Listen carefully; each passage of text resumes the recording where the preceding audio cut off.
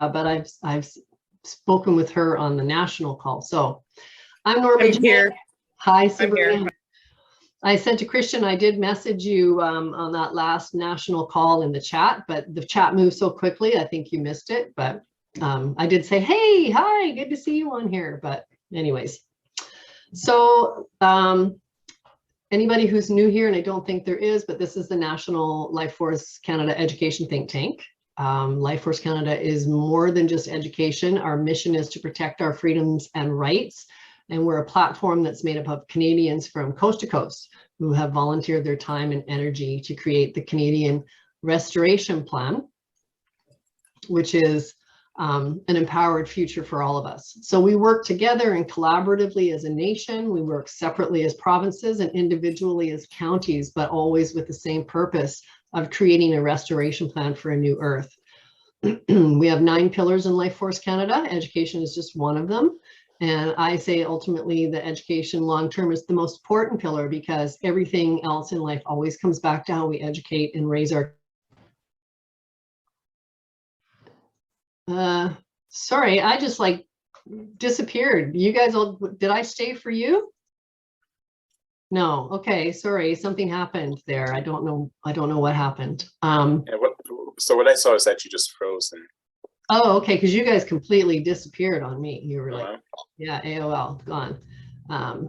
Oops, let me cancel that. So where was I?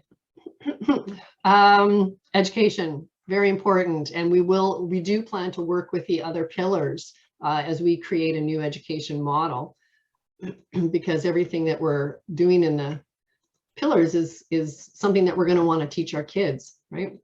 So to give you an idea of who I am and why I'm so passionate about education, I was in education for nearly 20 years with my focus being children with special needs, learning differences such as dyslexia, behavior intervention for kids who struggle with self-regulation, mostly kids with autism.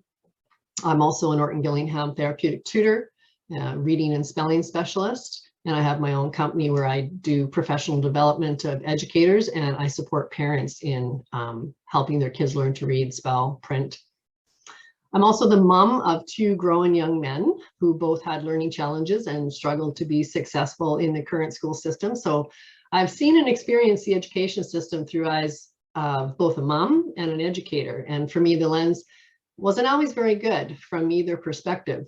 And I think that we've all come to realize that it's long overdue for us to move away from this one size fits all outdated model of education. And that's why this think tank was created, to support all of us, whether we're a parent or a teacher, administrator, support staff, or just someone who simply cares about the future of our children and of humanity. We need a new vision, and we need people to come together to help us create that. So we have a couple of new faces, but they're here as our guests. So typically I would have people introduce, oh no, actually, Santha, I don't recognize your name. Is this your first time to our call, Santha? Oh, Chantel. Yes, it is. What says Chantel? Oh. Yeah, Chantel is my guest. Okay. Chantel is Chris's daughter. For those of you who have met Chris is in class right now, won't be back until 10, so he's not able to join. But yes, Chris and I are going to be new messengers for UNN. Oh, I was talking to Dwayne. I heard about you, the dynamic duo. He's super excited to work with you guys. That's awesome. Well, thanks for joining us. Thank you. And Chantel with the CH is Chris's daughter, and I invited her to join us, so she did. Hi, Chantel. Thank you for joining. That's a different Chantel from the UNN Messenger, by the way. Well, because she spells hers with an SH, because I wondered that when I first saw the name. Yeah. So Santha, I can't recall where you're from, though. Where do you live? Toronto, Ontario. Okay. And so what brought you here tonight? Oh, well, Chris and I just thought we should join all the think tanks we can to find out what you guys are doing, because then that will help us be better messengers for UNN. And I'm guessing that's what DK is doing. DK Finn is one of us new UNN messengers too. And I've noticed he's been on every think tank too. Oh, I didn't know that. I didn't know that, DK. I'd heard about Santha and her husband and another woman, but I didn't know that you were also a new messenger. I mean, Congratulations. I'm a maybe future like a messenger in training, I guess. I'm a writer for Chantel. Oh, this is A different Chantal. Yeah, SH. SH. Yeah. SH Chantel. Yeah. Yeah, but I am in as a writer. I just don't have the equipment for, like, I'd love to be a messenger, and I am, I guess you could say, future messenger. I just don't have the high resolution camera and the green screen and the lights. So, but yeah, I'm still in it as a writer, and I wrote my first piece actually this morning. So hopefully it airs soon. That's fantastic. It's Yeah. so great that we've got more people on board for the UNN Canadian News. So that's congratulations to you guys, and welcome Santha to the think tank. And Chantel, do you want to say hello too? Chantal Blake. She's shy. And she's in Brampton, Ontario, so she's Okay. quite Is that a no? You're just going to fade into the background? Yeah. Daniel.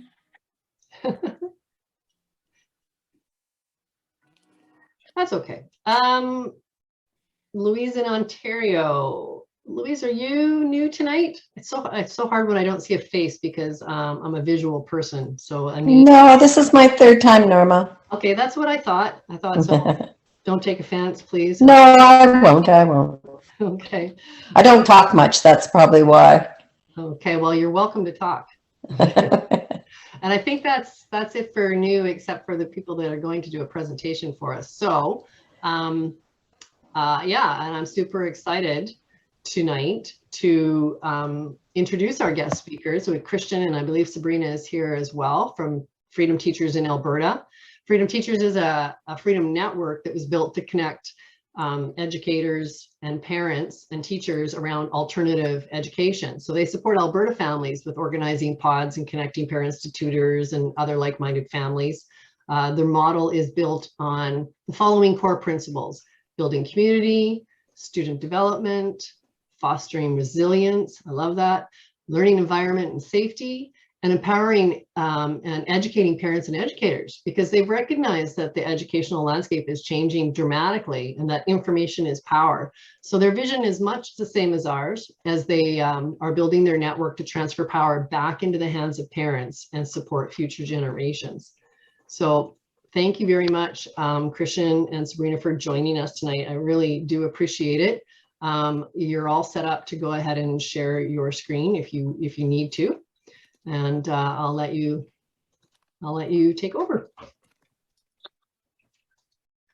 I didn't have a chance to get a presentation organized for today. We've been so busy with what's going on our end. So we've been working for the last 4 or 5 months now on building out connections for families, parents, and hosts, I guess, for the spaces in Alberta. There's a very high demand for connection, for community, as I'm sure most of you guys have seen. And Alberta just seems to be the place where it's really just kind of popping off right now. So there are, I guess I would say, like Norma said, we're very in line with what Life Force is doing. It's a very similar idea and what some other people are doing. And we have started actually just last week with building out our pods. So we have pods in some bigger cities, and we have pods in some rural communities. And then the big thing is that we're working really hard to connect people who have no idea what they're doing when it comes to almost every aspect of this. So parents are really intimidated by the transition to homeschooling as it looks right now, even though the process is quite simple. And hosts are intimidated by the idea of having people in their space and potentially creating a target for themselves. And the big thing is teachers are really concerned with taking that leap where you potentially are starting from scratch to build something else. So we're trying to educate people as much as possible on what their options are and how to how to figure out the steps to get to where they need to be. And we have had some success with connecting other people and having people start their own pods. We've been connected with people who have started their own kind of outdoor schools. We've had our share of ups and downs in building this out, and we've had to, I hate using the word pivot, but we've had to pivot so many times over the last 4 or 5 months for what we've been doing. So we started as building Freedom Teachers out as like an online network only, and then we realized very quickly that parents want in person, and there's a very small percentage of parents who actually want to do online. The thought of online is actually very intimidating for parents, and they're moving away from that. So in Calgary here, we have actually a few schools that went completely online when they returned back from break, and a few classes from individual schools. And we received a huge influx of parents connecting with us when they extended the break for another week. So first thing they did is they extended the break another week, and then they put classes online, which is exactly what parents were really afraid of. And so that's been really helpful for us in building out what we're doing. And parents are really just in need of the community. They want to be connected with like-minded parents, like other like-minded parents, and know that they can connect with people that they can have over at their house for coffee and stuff like that. So then the big thing is the effect for kids to be in their own independent space. So a lot of our parents have said with our pod that it's not even the academics that makes a big difference for them, but just the fact that after a week, the kids feel more confident in their space. They're more excited to go to school. They're more focused. And I think that's a product of the direction that we're heading. I think a lot of kids just want to not cover up their faces and be around other kids where, you know, you can see a smile and you can interact with each other without having to have those barriers in front of you. And that's what parents want too. So we structured our organization as a tutoring support program. So we realized very quickly that when we started to use the words micro school, mini school, tiny school, in Canada, there's actually no infrastructure that supports the language around tiny pod school type things. And so we are kind of operating in this gray area where we've identified ourselves as tutors through our actual business. And that has helped us to say, you know, we are going to be here working on this for this amount of time, just like if we were to be at a library for an hour doing tutoring, it's kind of the same thing. So I've seen a lot of other people online who are advertising as micro schools, tiny schools and stuff like that. And I'm really quick to message them and let them know to be very careful about the language that they use when they're building this stuff out. Because if you use the wrong language and the wrong person gets wind of it, then they're going to be like a leech and they're just going to suck whatever they can out of you. So we're still at a point where we are being very careful with what we're doing. But really we are facilitating connecting people, and that's kind of the most important thing. So in Alberta, we have about 400 parents, maybe 500 parents, and about 300 or 400 teachers that are connected through our provincial database. And basically what we do is if a parent contacts us and says, hey, I'm looking for resources in this area, then I send them the connections to all the pods, tutors, and other opportunities in the area. So we have 3 lists of people of supports that we send out to parents. One of them is we got a huge outreach from psychologists who were working in schools and other people who had did not have an education background as a teacher, but wanted to support kids in different ways. And so we created a platform where we could enter in like freedom-minded supports for parents that were non-educational, so that if parents want to connect with people who are speech and language pathologists or specialists in different learning disabilities or psychologists, that they could connect with people on that specific list for those kinds of supports. And then we have a list of supports that are pods. And then we have a list of supports that are tutors. And what I've been telling parents starting out is everyone is very eager to be like, I want to start a pod, and how do I do it? How do I find a space? But the reality of it is starting a pod is very challenging because you need everyone on the same page going into it. And generally people are difficult when it comes to compromise. So you need to have your host, your parent, and your teacher all on the same page about what they're willing to pay, what they're willing to receive for a salary or whatever it is that they're getting, and how much the rent space is going to be. And so that's kind of one of the biggest obstacles of connecting people, is it's easy to connect people, but it's not so easy to make everyone happy. So I do feel like it's going to get to a point relatively quickly here where people are going to be more willing to compromise based on what's happening. And I think it's going to be on the parent end.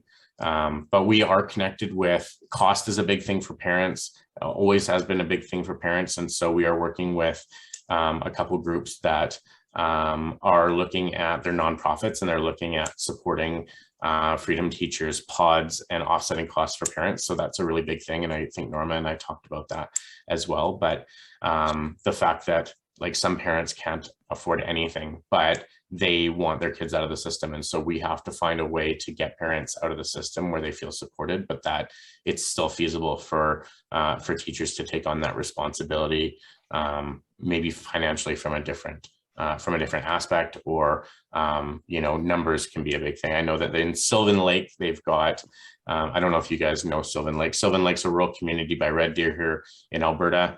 They have a pod that has 22 kids, K to 9, and they have one teacher in that space teaching them, and they've only been charging parents $150 a month. So every pod is different. Every expectation is different. Just like even in our business as well, we have a pod in Calgary that runs school hours Monday to Friday, but we also have pods in more rural communities that are doing hourly tutoring rates, because that's what works for the space. So we aren't a cookie cutter structure. People will email me and say, hey, do you have anything for this area, and how much will it cost? And I have to tell parents, you have to connect with those resources around you that I've sent you, because I don't tell teachers who are connected with me what they have to charge or what they have to teach. I'm just the connector. I can tell people what we're doing in our pods, which is different from group to group. But when it comes to connecting with different educators, it's going to be different for different people, different needs. And some people have different risk tolerances than other people when it comes to finances and their own personal situations. So what we've been working on is just getting people connected for the tutoring and the educational support. And the parents, the teachers who have been reaching out to us, who have been saying, hey, where do I start?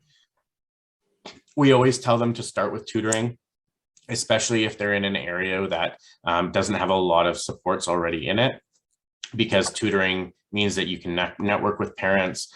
Once you connect with one parent, you'll connect with 100, because parents talk. The parent community is really, really strong when it comes to this kind of stuff. And so I always tell people, get connected with 1 or 2 parents, and then it spreads like wildfire. So, and then from there, it's a much easier transition to having a pod as a learning space. A few other things that we were challenged with here was, at least for us insurance wise in Alberta, you're only allowed to have 6 people in your home. So some people wanted to do pods in their home, but then realized that potentially having 6 kids in their space wasn't enough to sustain them. There are ways around doing that. If you have a day home, if you register as a day home and you do all the proper paperwork for that, you can extend your numbers and you can pay more to have access to that. So we do have some day homes that reached out to us and asked if we wanted to use their space for our pods. And we've been following up with them, because that's a really good opportunity. They already have all the infrastructure in place. And because parents get in Alberta, they just released a $400 bursary for families that are doing home care.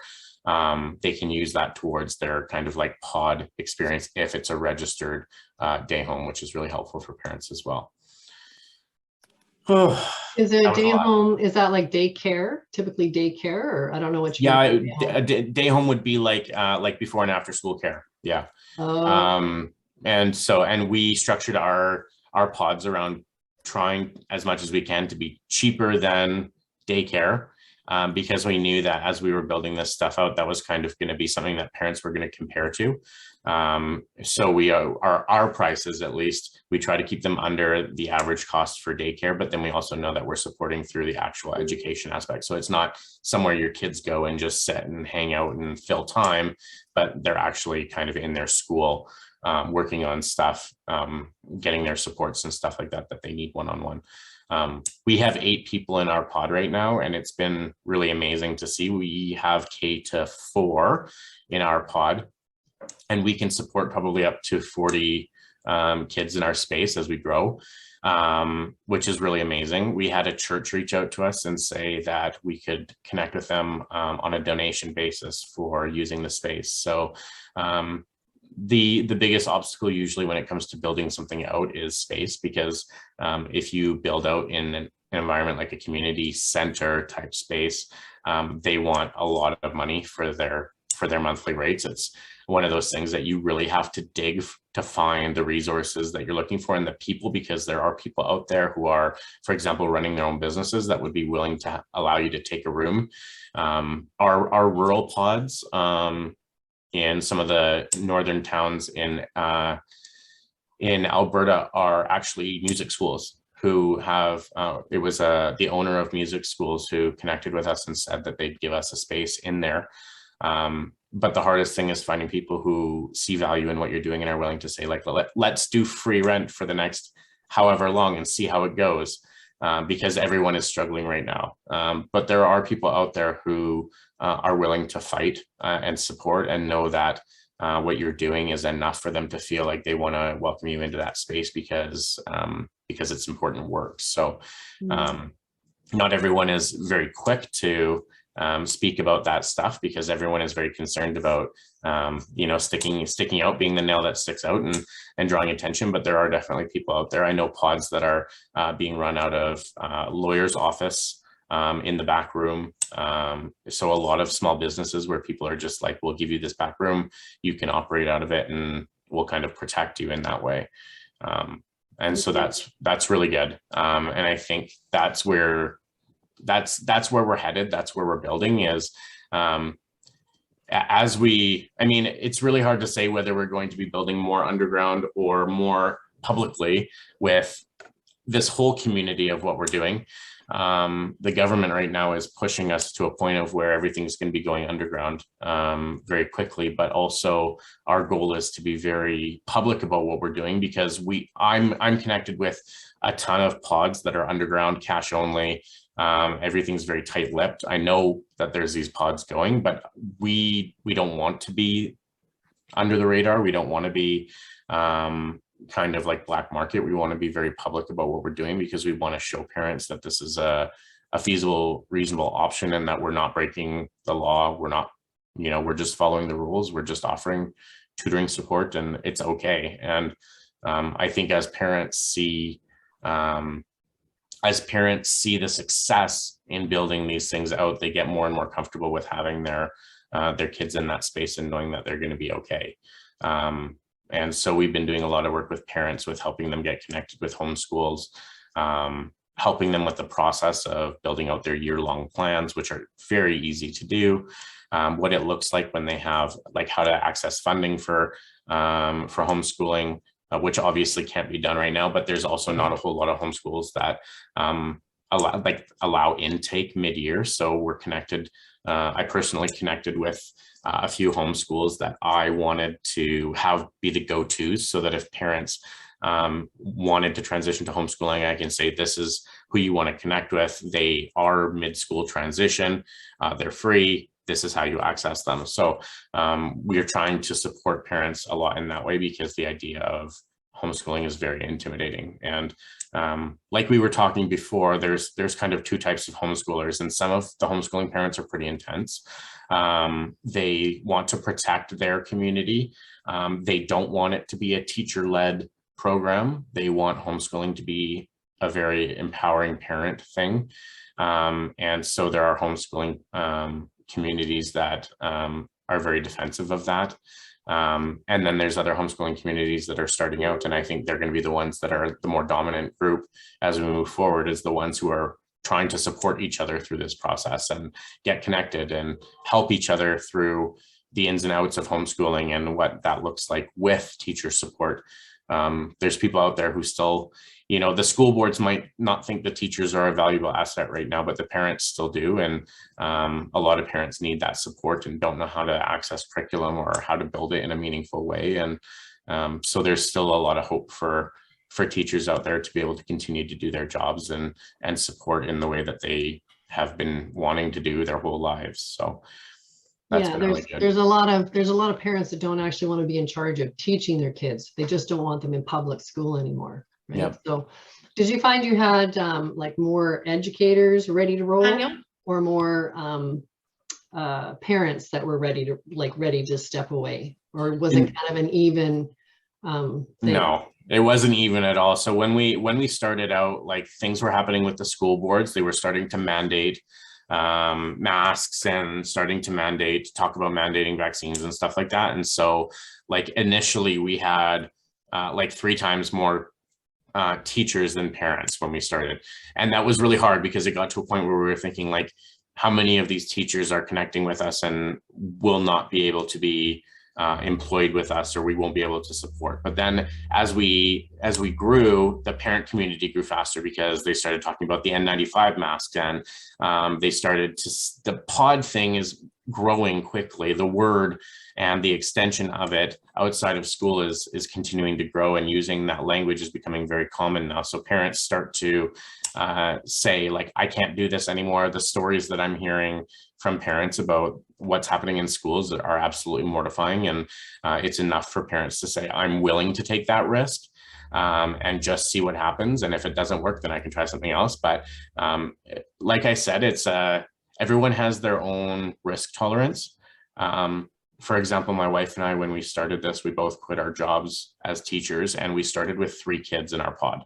So we knew when we built our pod initially that we were not going to be able to live off of what we were building.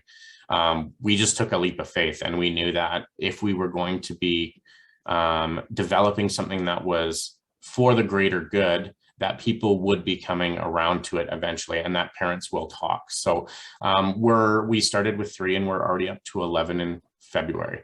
And so if we continue at that pace, obviously we're going to be okay. And I think by February, we're going to be okay. It just took a month to kind of get our name out there and connect. And a lot of parents are connected with a ton of groups that are 100, 2,000 members strong and are advocating for what we're doing on pages that I'm not even connected with. And we have a very strong parent group that is reaching out to people in their own communities. So it's not just us who are reaching out to parents to support them, but our parents are saying, like, this is working and it's benefiting my kid, and you need to check this out. So, and I think there's a lot of parents that are going to see that.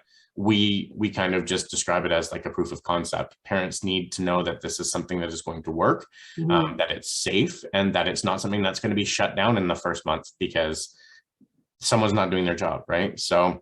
Yeah, and I think you're going to get a lot of parents too that are willing to take that leap of faith, even if in the back of their mind they're going, well, it's only temporary till we get things sorted out at schools. This isn't going to last forever. But I think that once you get them into that kind of schooling with your children, that kind of education model, the benefits are going to be so glaring that I don't think a lot of parents won't go back.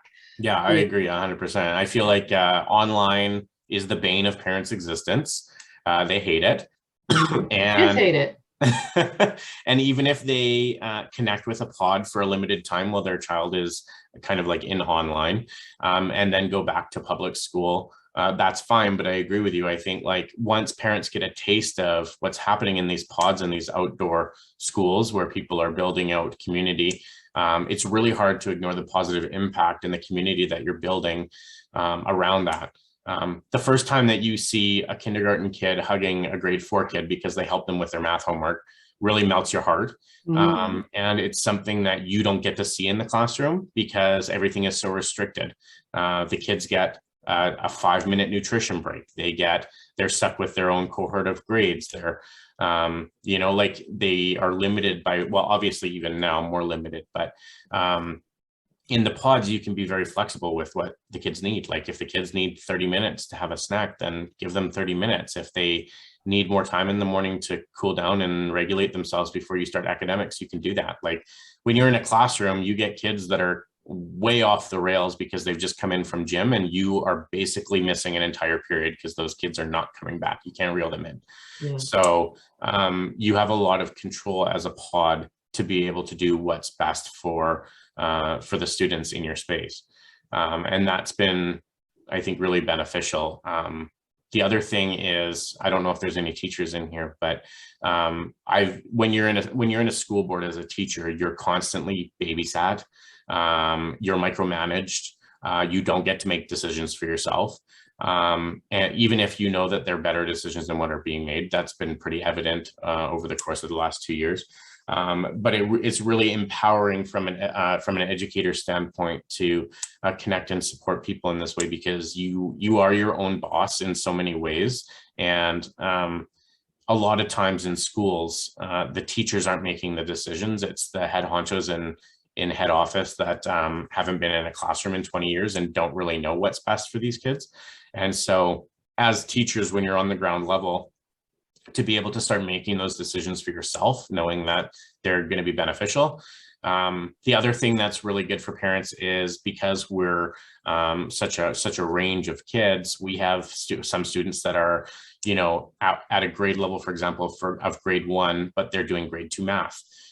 Or we have students that are in grade 2, but they're really good in math, but struggling in literacy. So we cohort them with a lower literacy group. So it's very different from being in a school where a teacher will tell a student, we can't do higher level math because we're not in that grade, which we've heard lots before. And so if a parent feels like their kid is ready to move up, or they've done all their work in that grade and they're ready to move up, then it's a really easy transition, and we just move them up to a higher cohort with that space. But we can do that across all subjects. So it's not just math. If they're higher in math but lower in literacy, they just have different groups that they connect with during different blocks of time. So it's really, really flexible. And the teacher is in the driver's seat, and parents love that. You don't have to tell parents no when you're building a lot of this stuff, because it's whatever is best for the kid is what you can accommodate. And it's just so flexible because you're working at such a different group of age ranges. Yeah, we've talked quite a bit about the doing away of grades and implementing levels. And that way you're going to have a age spread, and then your older kids can be mentors to the younger kids. And yeah, I think it's beautiful. And Simon Wolfson, he's on here tonight. He's got a alternative school in Ontario. And Simon, it's kind of how you run yours, isn't it? Yeah, I'm just getting some work done here in the office. Okay. But I'm paying attention, and yeah, that's basically, I mean, everything Christian's talking about is essentially what we were thinking when we started our school.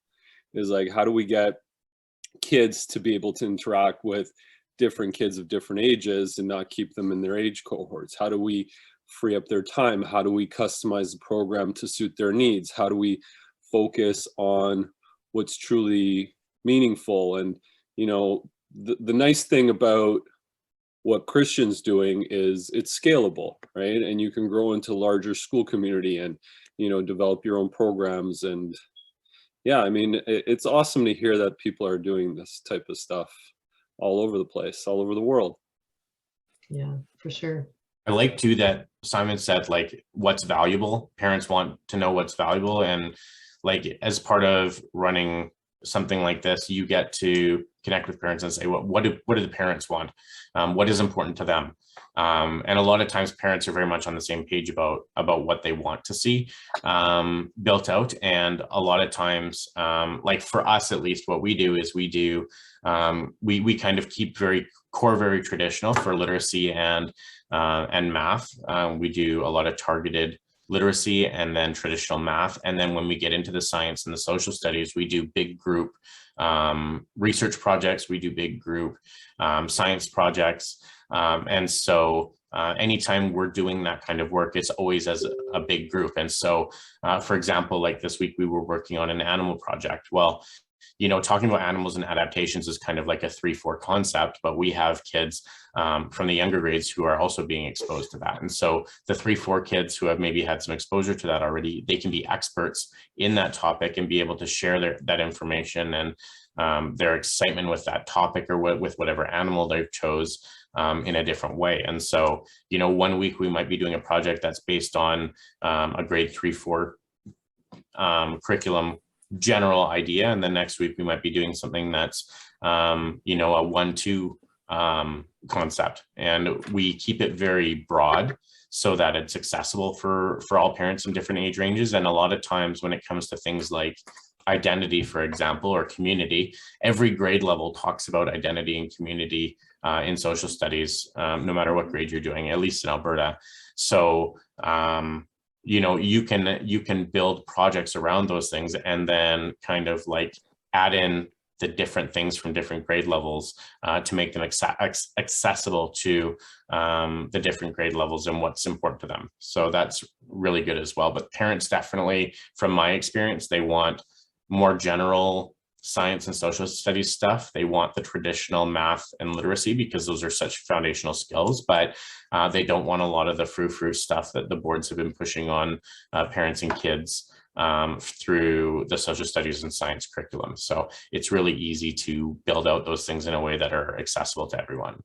And are you doing any kind of like less traditional type schooling, as in, you know, mindfulness and emotional and social well-being? Like, yeah, so I mean, Meg and I always joke, because my wife and I are always joking because like our school boards have, you know, specific days nationally that they celebrate as if they should be any different than any other day. So we always joke that days like you know, Orange Shirt Day or Pink Shirt Day, Anti-Bullying Day are, you know, celebrated for one day a year with the school boards, when really those types of things should be something that the kids are educated with on a daily basis.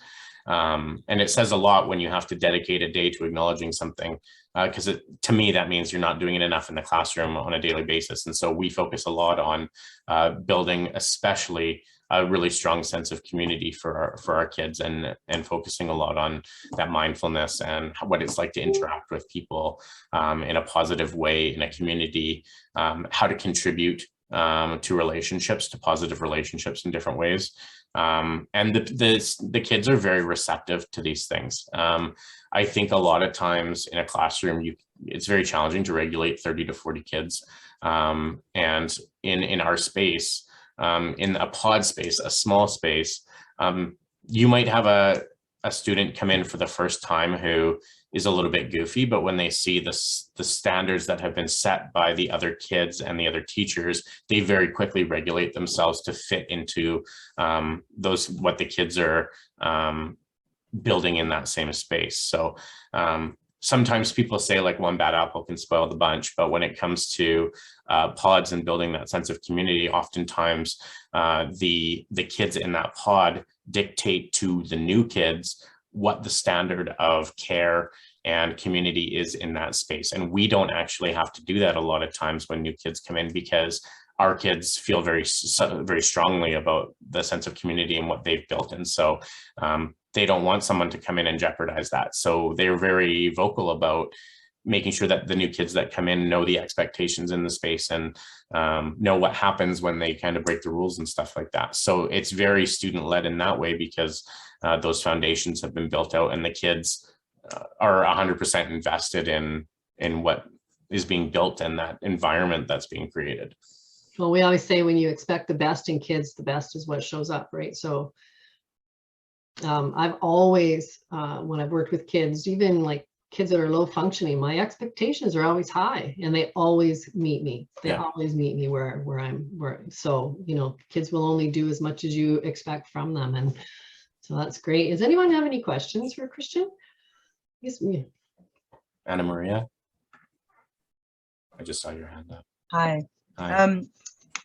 I just want to say thank you so much for doing what you're doing. It's very heartwarming and just incredible and wonderful. And I'm so happy that it's working for Alberta. And I hope that BC can catch up in the very, very close future. So learning lots from what you're saying. So I have two questions, and hats off to you and your wife for doing this. So my two questions are, I am a parent, and I have a little bit of a teaching background in the past as well, but mostly I'm just a regular parent with two teenagers, one in grade 8 and one in grade 10. So my question to you is, what experience have you had, or what can you tell us in terms of a story of the older kids? Because we talked a lot about the little kids, which I think is great and necessary, but there's also that youth that we have. And so I wanted to know what experience, like what you can tell us about that and how that's working. And the other question I had was about, with regards to the space. You did answer a lot of it, but so you said, I think it's great that you're being upfront and visible for people to see that this works. But I wanted to know, and I know that the rules in Alberta are probably different than in BC, but I was wondering, how did you, like in BC, I think they've said that we're not allowed more than 10 people to congregate in our home. And so I'm a little confused as to how does that work in terms of having the option of maybe starting out in a home, because like I live in a co-op and we have a common room, which would be perfect for this sort of thing, but they've closed the common room down. They won't let us use the common room. So, that I know that that's a challenge. So I'm wondering how you adjust, like how do you deal with the so-called stupid rules that shouldn't be rules? So those were my two questions. Yeah, great questions. So I'm going to start with the location one, because it has been something that has been a challenge since the beginning. The location is always the hardest part of building a pod, because there's so many aspects that go into the perfect storm of having someone sign up and offer a space. We did a blitz in Calgary and called 20 churches, because the churches, at least here in Calgary, their restrictions are very limited. So they have a fire code limit, which is oftentimes higher than the amount of people that they can even fit in the building. So out of the 20 churches that we connected with, there was only one that was willing to say, I don't believe in all this crap. You can have the space. This is what we're going to do for you. So we specifically early on targeted churches to see. We did find that it got to a point where because there was such limited such limited churches that were willing to take those steps and be vocal, which is crazy ironic to me.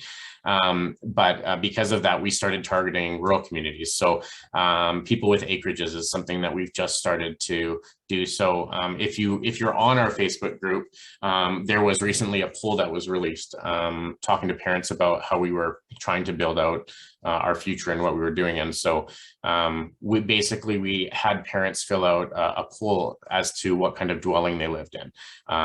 And we gave a bunch of different options, but we were only really focused on the people who were identifying that they were living on acreages. So when we get that list of parents or people who have connected with us about being on acreages, then we plan on doing a blitz where we're connecting with those people to see if they would be willing to open up their space. I think worst case scenario, if this goes in the opposite direction, it means that we're going to have to grow out into more rural communities. I don't think the city is going to continue to be as safe as it is right now. And that's kind of ironic to say it's safe right now. But as I think the government's either going to try to regulate pods or they're going to try and shut them down. And so people will be moving out of city centers to try and build this stuff out. A lot of the successful nature schools and stuff are because they're on acreages and in rural communities. And I think parents, as we progress, are going to be willing to compromise a little more about their space and how far they have to drive. We have parents who drive 30 minutes to come to our pods. So, I mean, 30 minutes to a city pod is the same as 30 minutes to a rural acreage, right? So, so we're planning for that. We're always trying to think long term about where we're going to be in the next month, 6 months, year, and how we can sustain ourselves, because space is the common negative obstacle. And you have to be prepared for if the government is going to try and target these spaces and shut them down, because we know, even though we're not breaking the rules with what we're doing, breaking the rules is something that doesn't really matter whether you are or not anymore. It's all based on what the government decides they deem, right? So we have to be prepared for that. And so we're planning for that. So churches, acreages, some people are running stuff out of their homes, max 6 people. And anyone can do that in Alberta, at least. But it's a lower number here than it is in other provinces, I think. So that is an obstacle for people who are not willing to compromise on, you know, the costs, for example, or the income that they're making. I'll be really honest, teachers have been really spoiled over their careers. I say that as a teacher, and I know, you know, the benefits, the salary, it's all fine and dandy until you're getting paid to enforce these things that you don't agree with. So you have to be willing to compromise on the cushy lifestyle that you're used to in order to make something work that is going to be beneficial for everyone and not just yourself. And that's something that people are struggling to come to terms with, because people are in survival mode and just trying to chase that carrot of one more month, and not realizing that they're just cogs in the system if they're participating in it. And it's hard to convince people to quit your job, quit your put down your benefits and go and start a pod where you're making $1,000 a month for however long, not knowing what might happen next. But those are the people who are going to build out the future of what we're doing. People need to be willing to take risks and make compromises and have a very, very high risk tolerance, knowing that what they're doing is something that is going to build out the future of what we're experiencing. And how did you find your teachers? We just did a Google form. We were connected with, so there's a teacher named Christy who runs the Alberta Educators for Human Rights. Before we started running Freedom Teachers parallel with her group, and she was connected with a lot of teachers. And when we built our group, the teachers were the first people who connected with us. So we had a Google form that we sent out to teachers, and it said, you know, what do you teach? What age range, what grades, what is your situation with, like, whether you're a sub or a full-time teacher or you're retired. Honestly, the gold mine of teachers is in the substitute retired teacher area, because the retired teachers are already on a fixed income, and they can do other things if they're willing to take the risk. And substitute teachers, you could do a pod for 2 or 3 days a week, and the substitute teachers can still work for the other days and still make income to support themselves. So it's been really hard with the full-time teachers, because all the full-time teachers are fighting to keep their jobs right now and not focused on alternatives and building other things out. They're just trying to fight the system. And I understand that completely. The teachers that we're connected with that are willing to take some risk are the ones who are not dependent on their income. So the other question that you had was about age ranges. So when we built out our pods, the first obstacle that we noticed was how we were going to support multiple grades, and especially the junior high to high school range. So we realized, I think the biggest obstacle was, if you're going to run a pod for junior high and high school, you need a big enough space that kids can rotate through teachers. So you need to have at least 2 teachers. Like in my junior high, a teacher would do junior math science, and then the other teacher would do social studies and literacy. And so you would need at least 2 teachers in that space, which means right off the bat, you're splitting income between 2 teachers. So if your teachers already went into a space, even one teacher, and was concerned about how much money they were going to make, trying to convince another teacher that they're going to split their income with someone else when you've only got 2 or 3 kids is really tough. And 90% of the time, you're going to start with 2 or 3 kids, unless you get a windfall that allows you a group of parents to come together and say, this is what we want. That's not really realistic in this kind of transition period. But and then high school is even more specialized. So then you're looking at needing at least like 4 teachers in a space. And then you're needing, really to make it feasible, 8 students per teacher. So you're looking at 30 kids in a space for, the high school range. And it's really challenging to get that amount of people together to support them. And so some teachers have a background in that stuff and they offer that stuff. Some people, like, that's why we've been offering the tutoring as well, because if, for example, a parent wants to connect with someone, but they don't offer a specific type of focused, you know, like chemistry or something, then they can reach out to a tutor who might offer something like that. But that's been the biggest obstacle for us. We do have a pod in South Edmonton that is doing a 5 to 9.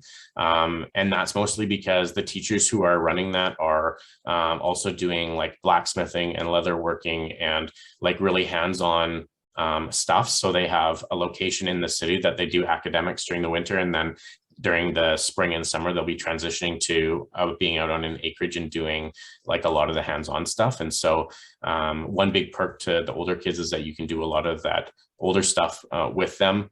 And, you know, to have junior high kids be able to learn about, you know, construction, woodworking, and blacksmithing and all these things before they get into high school is really beneficial for them because they have some exposure to that stuff. So there are obstacles with older grades. It's more specialized. I think it's feasible if you have, at the very least, two teachers coming together and saying, hey, I do math science, you do social studies LA, let's do something together. And you're both on the same page about the risk you're taking. And that's really like where the challenge is always the level of risk that people are willing to take. Thank you. I wonder, Christian, if a solution to that would be in part, like if you had two teachers teaching, because right now kids are in school for 6-7 hours. They don't really need to be, right? Yeah. So you could have, if you had enough students, it wouldn't have to be there all at the same time, right? They could be there one in the morning, one group in the afternoon sort of thing. And you could cover as much curriculum, I think, as public school.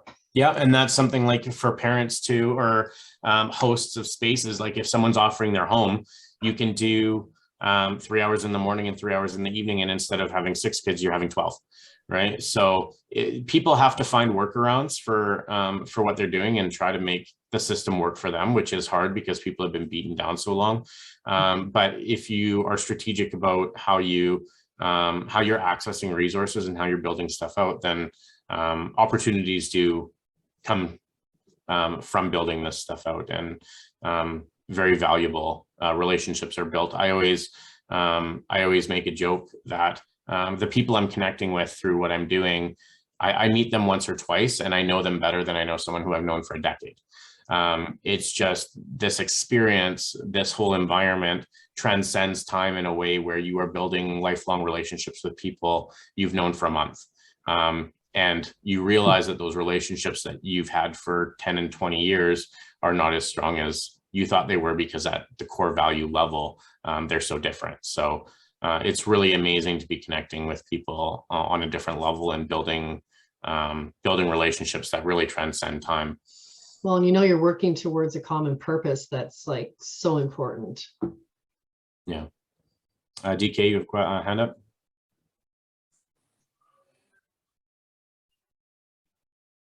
Yes, hello. Yes, it's really neat. I have a number of points here and some questions. One interesting thing that came to my mind is when you're talking about how, like, if there's a new kid, the kids who were there previously will help set the standard for that kid to aspire to. To me, I thought, like, because sometimes I think in parallel, and to me, what it made me think of was nature versus nurture. So it's not the kid's nature; it's the nurturing, the environment that the kid is put into that helps bring up their level, beyond what their quote unquote nature would have been. And also, it kind of another thing it made me think of was I don't know if we've heard of the germ theory, germ versus terrain. It's okay. So there's two aspects to looking at how quote unquote germs or viruses spread. We've been taught the germ theory, and this is good to teach kids too. There's also another one called terrain theory, which means that it's the environment, the internal environment that might be the greater factor in determining illness and wellness, and that you don't really get infected per se, but it might be an outfection per se.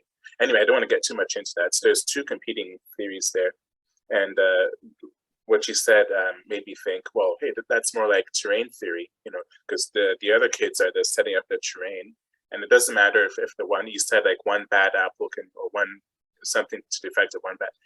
But if you put that one quote unquote bad apple among a train of good apples, that bad apple becomes a good apple. That's just, I think in parallel terms like that. And speaking about parallelism, this whole idea sounds like something that could be part of what's a greater thing called a parallel society. I don't know if you've heard of that, but people have been,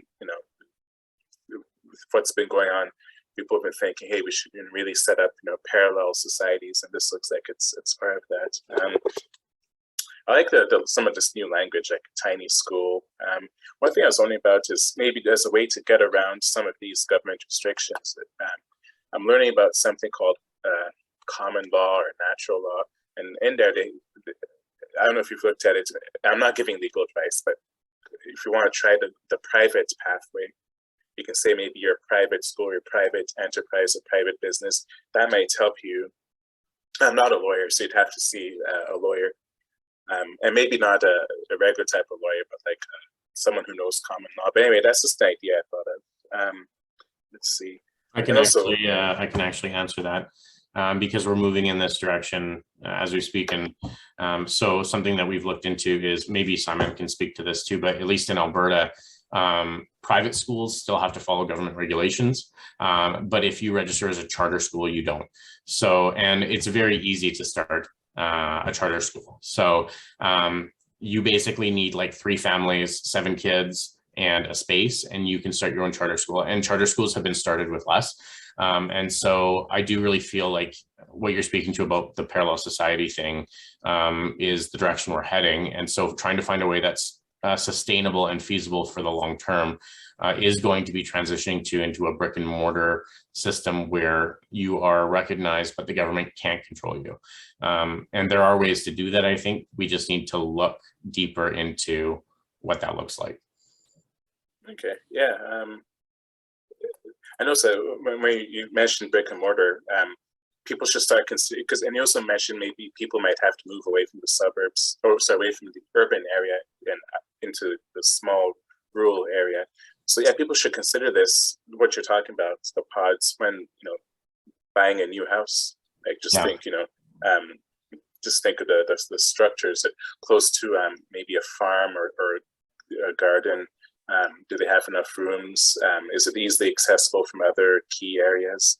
Let's see, what else? Oh yeah, okay, so with this, I just think it's an interesting question. Have you guys been concerned about COVID infections, or have they been like zero? So, I mean, we know that it's a real thing. People get sick. Our parents are very much so. There's a few things that we've done to kind of, I guess, curb the fact that people still get sick. First of all, like our pods personally always have at least 2 educators in them. So we do that so that if someone does get sick, there's always going to be at least one person in that space to take over the space for a day or 2 if needed. We're also looking at building out kind of a sub list of teachers that would be willing to, like, for $100 a day, come in on call anytime and be able to cover a class with, like sub plans like you would in a regular school. But just logistically, we made sure that that there was going to be bodies in that room if one person got sick, and it wasn't going to affect everyone. Worst case scenario is everyone gets sick, like all the teachers get sick, and then you have to shut down, right? And I think, like, because parents are on the same page about what they're getting into, they know that there's a contingency where, like, the reality is that we might have to call, the day before and say, hey, you're going to need to find somewhere for your kids tomorrow because no one can come in and cover. Or maybe a parent comes in and covers the space for the day and just does activities with the kids. I don't know. But like, we've had parents who have messaged us and said, like, hey, I'm not feeling well, I'm sick. Are my kids able to still come in even though I'm sick? And like in a regular school, that they wouldn't be allowed to do that. And that's the parent concern is, like this parent had 2 other kids that were in other schools and they couldn't send their kids to school because they weren't feeling well. And so our pods, like we realize that this is like a real thing and that people do get sick, but I'm not going to punish kids for parents being sick and missing out on educational opportunities. So it's a risk we take. Honestly, a lot of parents are like, I hope that we all get COVID so that we all have natural immunity and herd immunity and don't have to worry about it.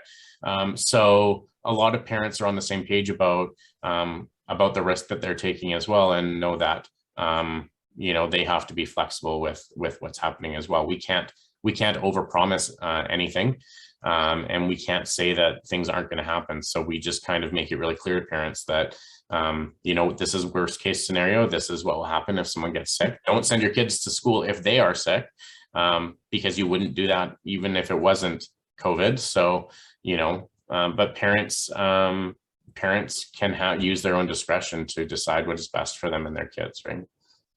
Yeah, thanks. I think I covered most of my points. So with that, I yield. Different times call for different structures, right? Everybody's kind of got to be flexible when you're going into something new like this. Yeah. Yeah. Does anybody else have any questions or comments for Christian and Sabrina? Or no? Oh. I actually just wanted to. Oh. I'm just trying to figure out this little doohickey on my. Oh, there we go. Christian, first of all, I obviously commend you for what you're doing. I've been operating a private school through this pandemic. We launched our school in September 2018. And so, you know, March 2022 is when March 2020 is when we got hit with this, you know, COVID mess and had to shut down our doors and go online. And then once we hit summer, we were committed to staying open. So we stayed open, and, you know, we're continuing to stay open. But to your point about teachers getting sick, we had 5 teachers sick last week. And, you know, we just figured a way to make it work. When you have a tight-knit community, you know, there was a parent that stepped in, that was a teacher that came and helped out. You know, people just fill in the spots. And what's great also is that students step up. You know, like we used to do this thing last year where we called it a test day, and we'd let our students know that we have like 2 teachers ill and it's on them to pick up the slack. And it's amazing what they're willing to do when you give them that sense of responsibility.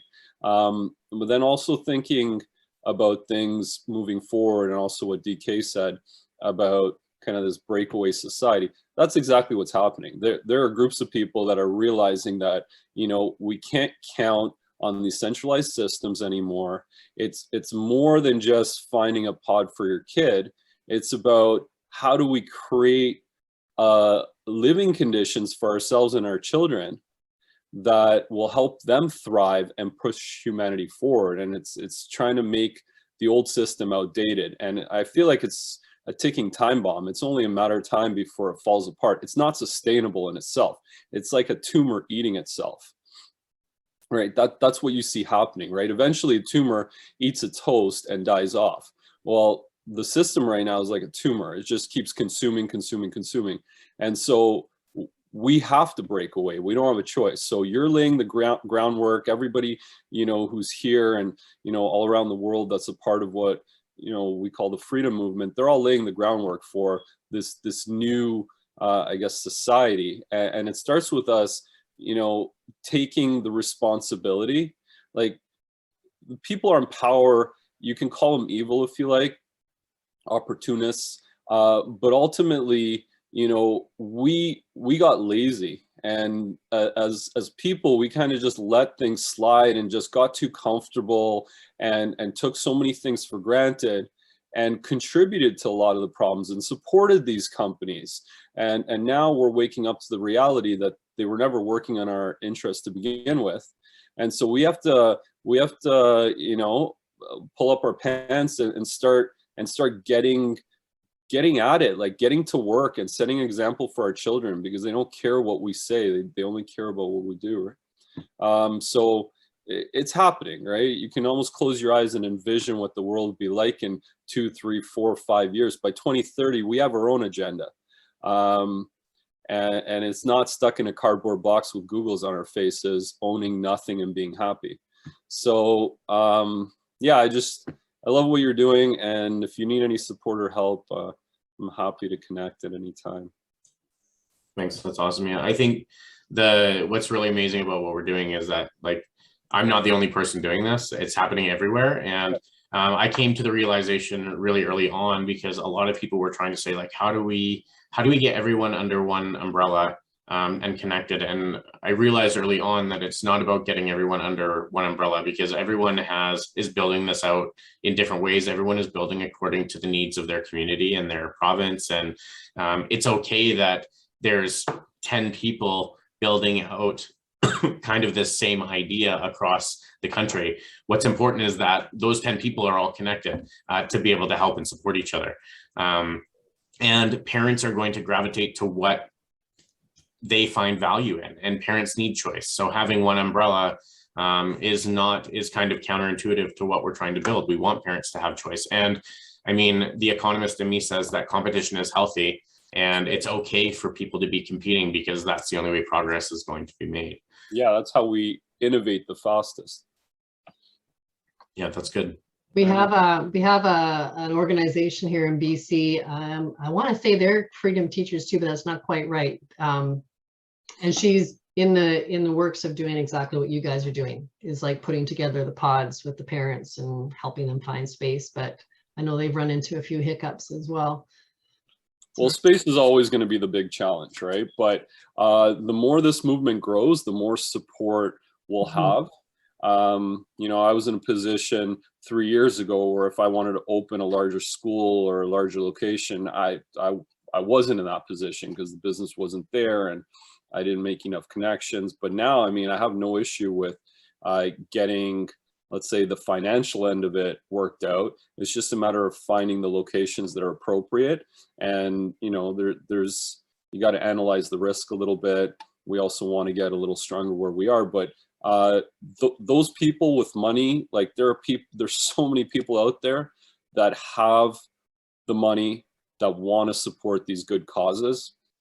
So it's just a matter of time before those things align. Like the people who are out there, the operators and the people making the moves and the people with the money, they're going to align. They're already aligning, right? It's already happening. So that will happen. So we just need to keep plugging away. Yeah, half the battle is networking, for sure. Yeah. Marianne, question? Yeah. First of all, I just love this discussion tonight. This is so great. How great to have you on. Loving this. I'm wondering, you mentioned that you used a Google form to reach out and find teachers. How have you found the parents wanting to start homeschooling? Same thing. We do the same thing with parents. So we have a form for both parents and teachers. Yeah, like parents connect with us and we ask kind of the same questions to know where to place them. So once we get, so we have a spreadsheet that's offline that has, I would say 60 headings on it for all the different communities and sub-communities in Alberta. And then we have the main list where people connect with us, and then we copy and paste and do data entry for everyone, placing them in the appropriate area. And then when we have teachers and parents in that area enough to make it feasible to take the next steps, then we connect them through email. So it's a lot of data and a lot of incoming information that is just finding a way to get it organized and efficient, so that once you see there's a parent in this area and there's five parents and a teacher, then you can actually start to build something out. And there's always more parents than there are on paper, but there's always less people who are willing to take the next steps. So like if, for example, we have on paper like 400 or 500 teachers, but from those 400 or 500 teachers, we only had, like maybe 10 that were willing to say like, let's go, let's get this started right away. I'm down. Most of them are just like using it as a contingency, like worst case scenario, and more reactive than proactive about what's happening. And like I said, teachers are fighting their own battles in schools right now. the number of people who are actually willing to say like, I'm in this and I'm willing to go like right now is very, very small compared to what's on paper. So I had someone who was building a pod reach out to me yesterday who was really excited and said like, hey, you know, the outreach for our pod has been amazing. We've had like 30 parents connect with us and everyone's so interested. And I said, like, don't count your chickens before they hatch, because if you have 30 people on that list that are interested, you're probably going to have less than 10 that are willing to commit. So being realistic about your numbers and the reality of building something like this out is also really important. And we've learned through the process to stay humble and take it one day at a time, because things can change so quickly. Awesome. And do you put these Google Forms on just your Facebook group or other places? Right now, I think it's just pinned to our Facebook group. We've had a lot of people connecting with us through our Facebook group. We've probably grown by about 40% in the last week. So that seems to be the best way to do it. We have the social media platforms. I'm really terrible with updating social media on a regular basis. I'm more active on the Facebook group, but my wife and I are also running a pod. So, well, you know, one of the challenges is really when you break it down, you're making like $5 an hour doing putting in all the time and work that you're doing.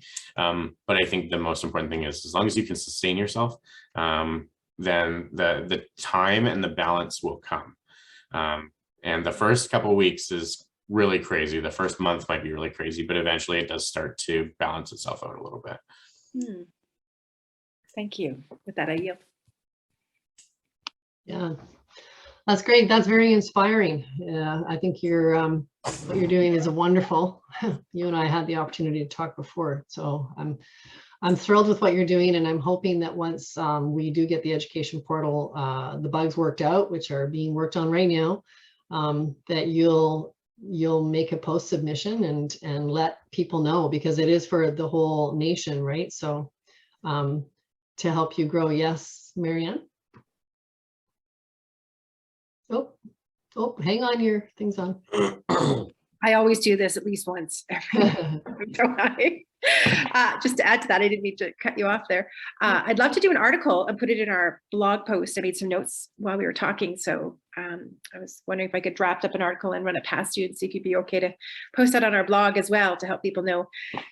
I think what you've just shared tonight is so valuable for so many people to know. Love to get the word out. Please share it out as far as you can. Whatever we can do together to get the information out there is really important. And even if I can't directly support someone from, you know, another province, I always am willing to share information and support in any way that I can with answer any questions.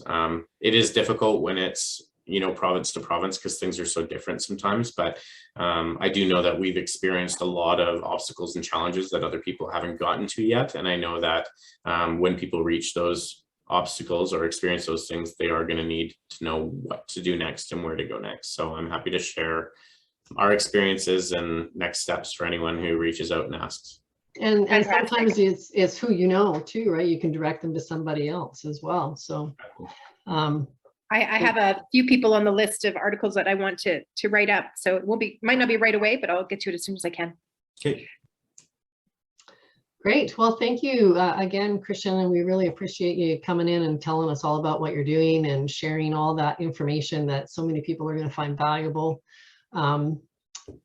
Just so everybody else knows, the portal is looming. It's right there. It's almost ready to go. The programmer and the web designer are running tests on it. Marianne's been running tests on it. We've got a few bugs that we're working out, but so I'm trying not to promote it. I'm having to hold back because especially after today's announcement here in BC with 3 districts voting yes to the mandate, Facebook is lighting up with parents and teachers that want out. So I feel this sense of urgency, but in the same breath, I'm also making connections with so many fabulous people like yourself, Christian, and Terry from Mama Bears. That was really awesome that you pointed her in my direction as well. So thank you everybody for coming tonight. We really appreciate it. What would I call what Christian's doing?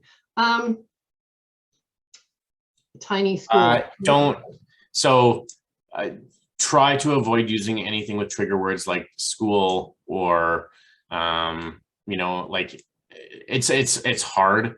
I would say learning pods, or which is even then kind of, I mean, when we market ourselves as a tutoring support system, just so we can avoid the logistics of identifying ourselves as something that we're not. So just try to avoid words like school and like really official things, because that it does get people in trouble. And I try to warn people all the time about the language that they use. So. Right. So maybe you could say tutoring service, DK. And a service that helps connect parents with educators for services. Yeah, like you can explain. I think you're better off explaining what we do than putting a label on it, because parents will read through it probably a little bit better than just identifying it as something and people interpreting it wrong. But if you're broad about how you're identifying it and then detailed about how you're explaining it, parents will understand. Yeah, and really, I mean, the bulk of your service really is that networking, right? Creating connections between people so that they can work out their own education model. Yeah, exactly. I mean, it's very unrealistic for me to try and manage everything that goes across the province and everything that everyone's doing. But we're trying really hard to just connect people who are willing to offer services and say, this is what's in your area. This is what you can start with. You know, some parents are like, is this regulated under Freedom Teachers, blah, blah, blah. And I always tell parents, like, none of the connections and the resources that I'm sending out are regulated by Freedom Teachers. Freedom Teachers is just facilitating getting people connected that have similar needs.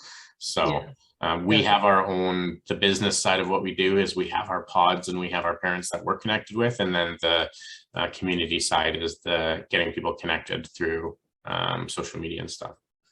One thing I was going to mention before we left, and I can't recall if we talked about this when we were on the phone, but there was, I can't remember the name of the park in Calgary, but it's got a bridge that you can cross over into some trails. And right at the base of the bridge, there's a little restaurant, a little coffee house. If I heard the name of the park, I'd probably know it. I can't think what it's called now, but anyways. The Fish Creek Park? Yes, Fish Creek. No, not Fish Creek. No. I can find out for you, but that restaurant, it got closed down. And so she's part of our Life Force group, and she was telling us about it on one of the calls. And Marianne and like other people we were talking about, well, have you considered either putting together a course for, say, youth to teach them about cooking or about running a restaurant, or, you know, all the catering, how to do service, anything. Yeah, all the kind of entrepreneurial end of it, or renting your space out so that you could be used as a learning pod. So I'm just wondering if that's like another avenue to look for. I know you said office space and stuff, but I just. Well, I mean, like the possibilities are endless as long as you've got someone who's in your corner willing to fight. I mean, I have heard of restaurants opening their doors to pods, and I think the opportunity is huge because cooking and food is a very personal thing. And it's a very community-based thing, you know, community meals and stuff like that even is at our core foundation always something that we value as people. So, but being able to have groups provide a meal to people, having access to a kitchen, I mean, every pod is going to have a unique experience. Like Simon said, location is always going to be the toughest thing. And right now we're at a point where people are going to use what they have. And so until more resources and locations come forward and want to fight this, people are connecting with who they can connect with to make it work. But the possibilities are endless for opportunities for different spaces, and that's why it's so cool to have different spaces open for different reasons. Yeah. Well, thank you again. We really appreciate you coming tonight. Yeah, thank you guys. Is there anything other, like anything else that you want to talk about, Marianne, as far as the portal or the think tank or the volunteer? Like we're always looking for volunteers for the portal, but until we get it up and running, it's kind of, I'm asking for things that we have no need for yet. So, Marianne? I think you covered it really well. We're just on the verge, and I just, like you, I'm just like chomping at the bit, wanting to advertise the portal. We need it out there. We need to be start using it right now, but it's just not quite ready yet. And we do have a long-term vision. We want this to be working well, so we don't turn people away and get good reputation running. And we think this is going to be a growing trend for the next number of years. who knows, maybe forever. Yeah. So patience. This is you Honestly, know, I think it's just a Source. couple weeks away. I really do. So. Yeah, I know. It's just Source teaching me patience.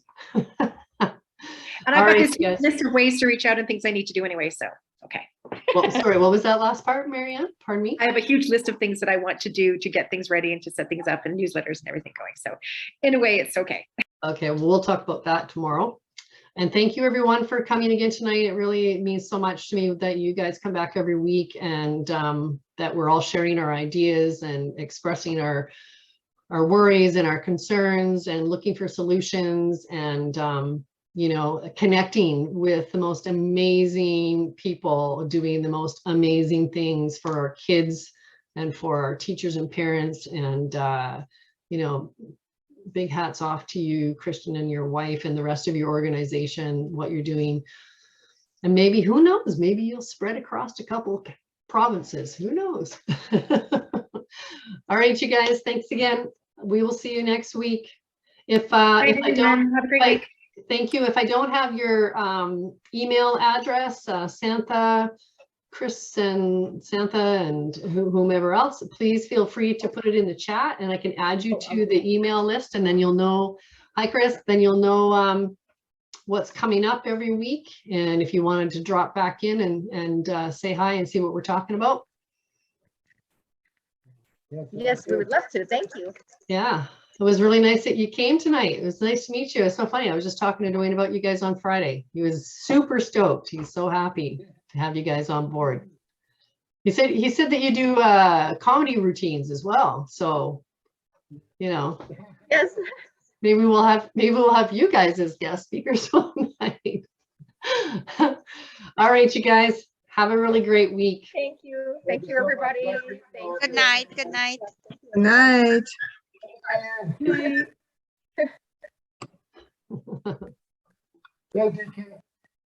DK.